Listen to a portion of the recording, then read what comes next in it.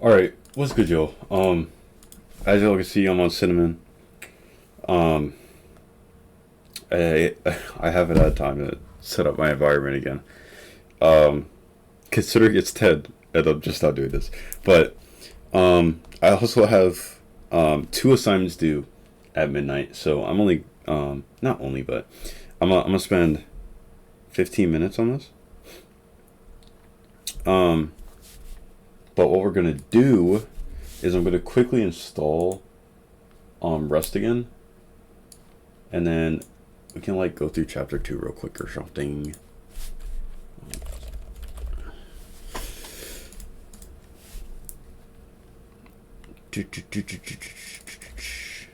Where's the terminal? How do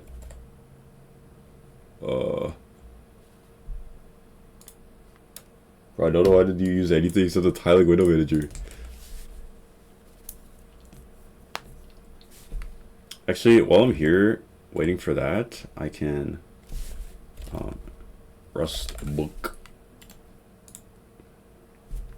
Yeah, and I'm on chapter 2.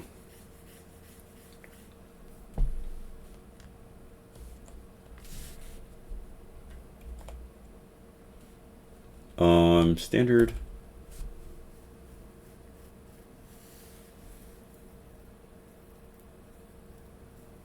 That'll do its thing. Okay, so now we can start reading this. So let's jump into, yeah. So working on a hands-on to get this project. Wait, can I close this? Yes. Just you do a few concepts. Want a classic, a guessing game. Here's how it works. The program will generate a random integer between 1 and 100. It will then prompt the player to enter a guess. After the guess is entered, the program will indicate whether the guess is too low or too high. If the guess is correct, print whatever. Wait, let me do this. Wait, why can't I do this side? Interesting. Can I?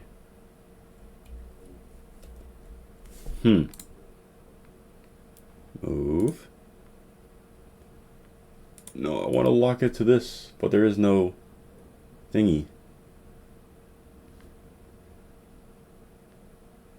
That's weird.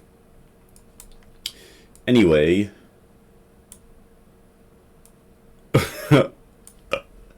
This is so silly. To set up a project, go. Okay, well, this is still doing its thing. It's kind of taking forever, low key. There we go. Okay, so CD, or let's projects,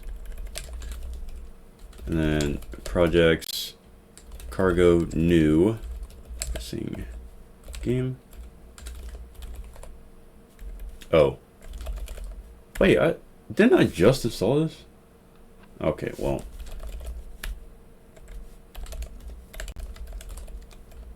Oh wait, do I need to restart this? I was about to install it twice, I think. Projects, cargo new. There it is.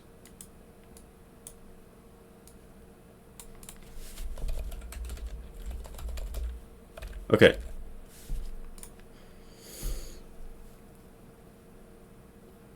Yes, so this is the same as what it did in another thing. Generates hello world. Now let's compile this hello world. So it's cargo build and then cargo run. Yes, yes, yes. Oh yeah, run does both of those. You're right. You're right, you're right, you're right. Oops. Oh yeah. Ooh. I forgot I didn't update my Neobium config before my thing bricked. So first it's oh, I have stivers though, that's cool. Guess number. And then that gives me a new line. We do need semicolons, right? Yeah. And then please input or guess. And then that'll give me a new line. I'll make these caps right? So let mut. Oh, wait, I need to use standard IO. Oh, so I'm assuming that's like C++, where standard is the namespace and then IO is what you're actually pulling. So let mut, I don't know what mut means just yet. String new. So I just made guess a new string, and then standard in read line the address of guess, and I guess you specify the type here, and then you expect failed. Interesting. One.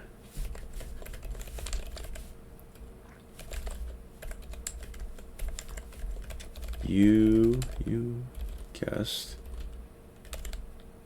And this is kind of like, can you do this in Python? Oh, there's something similar to it. And then, okay, what I want to do, cargo run, you guessed 10. Interesting, but that takes in characters too. I don't know how to make this fail though. I want to see my message. That expect.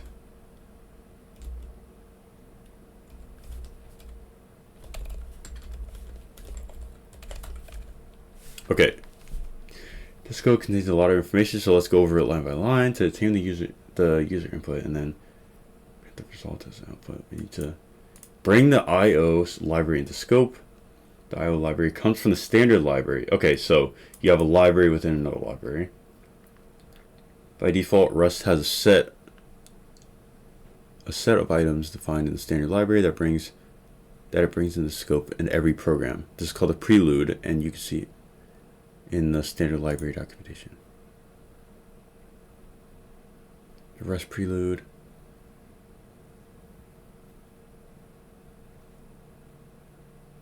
Oh, I see.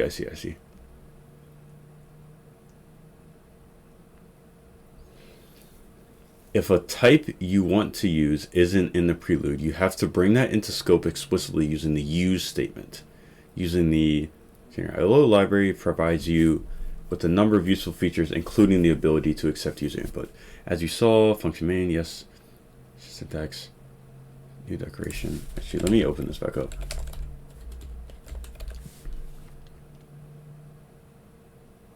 Starts the body of the function. Yes. Variable. Now the program is starting to get interesting. Okay, so let something. This line creates a new variable called apples and binds it to the value of 5. Rust variables are immutable by default, meaning once we give the value, okay, this is kind of like a constant where it just makes it read-only. We'll be discussing the concept in details in variables in chapter 3. To make a variable mutable, so we're just allowing this to be changed. So what I want to see is, what if I just do this? Okay, I see. You cannot give ownership to. Okay, that makes sense because it's read only. So you can't try to write to it.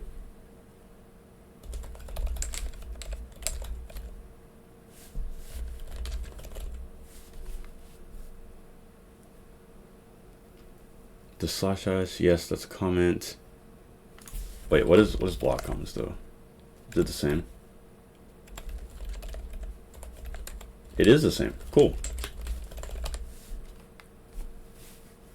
Returning is a guessing game.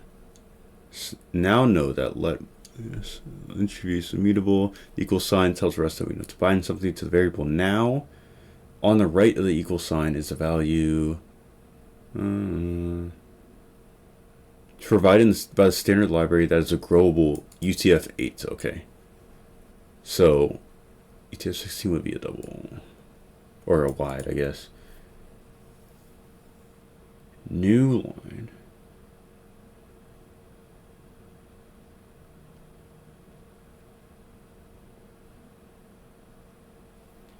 Indicates that new is an associative function of the string type. An associative function is a function that is implemented on a type. String.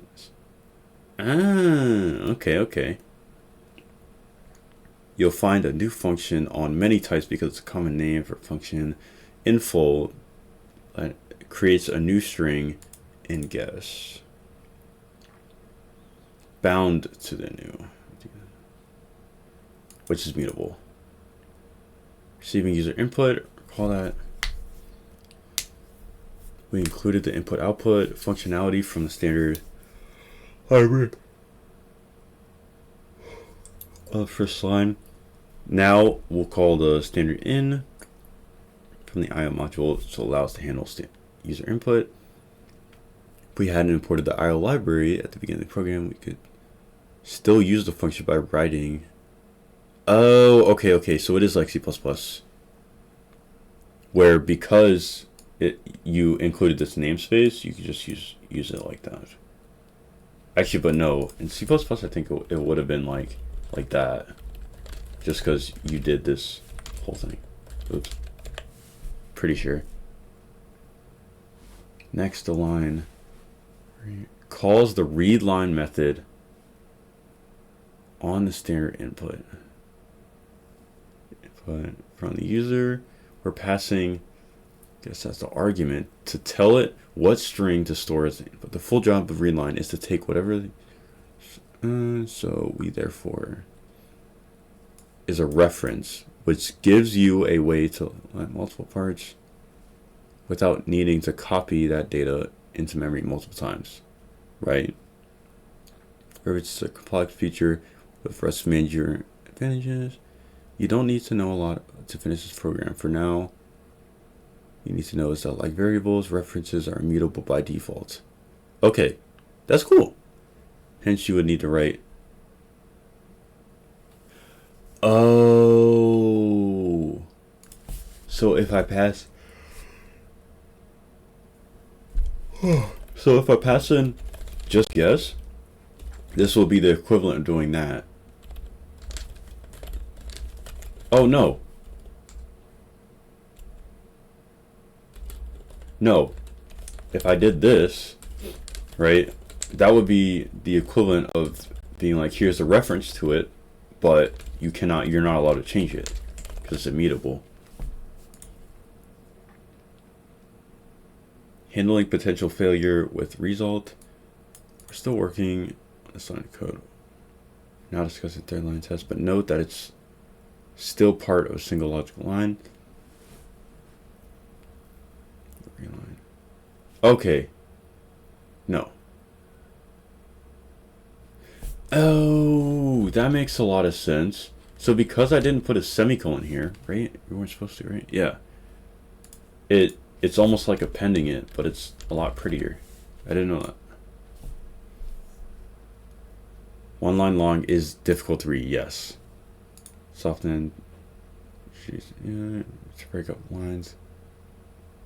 As mentioned earlier, readline puts whatever the user is a string in, but it also returns a result value. Result is an enumeration, often called enum, which is the type that could be multiple possible states. Yes. Results variants are okay and error. Okay indicates error variant.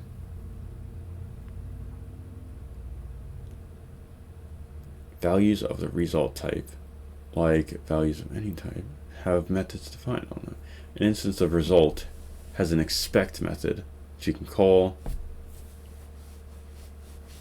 If this instance of result is an error value, expect will call the program to crash and display an error message.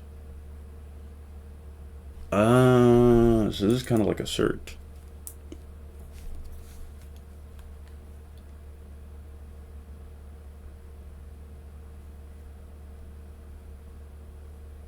from the underlying operating system. In this instance, a result is an OK value.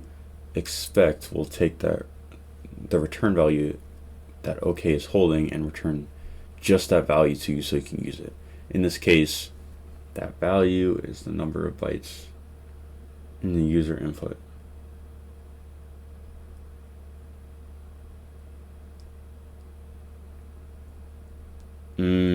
Okay. Unused result that must be used.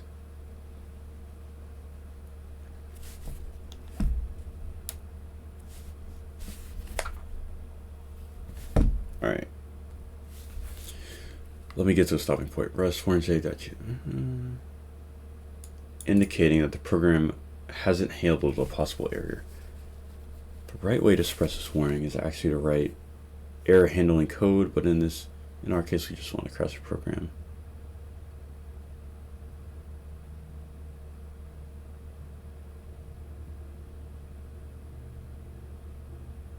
Okay, that's my stopping point for today. That's cool though. Mainly all we really learned was mutable and unmutable and what the defaults are, but I was just kind of a slow reader.